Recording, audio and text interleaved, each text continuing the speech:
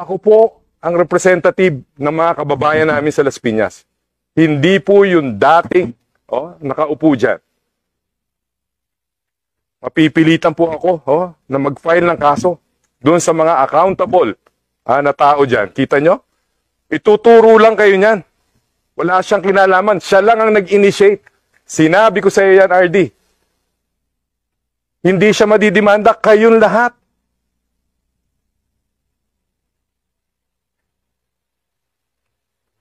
Pasensya na po kayo. Nag-i-emotional ako ngayon. Pero totoo po lahat ng sinasabi ko. And ako po, i-endorse ko yung Parañaque Spillway Project. Ha? Bakit? Kinontra na naman. Ha? Wala na po yun. Bakit takot na takot pa kayo hanggang ngayon? Yung po ang sosolve ng baha natin. Parañaque Spillway. Panahon pa ni Pangulong Ferdinand Marcos Sr. yan. Sino umawat? Siyempre, si Mama Bear na naman niya.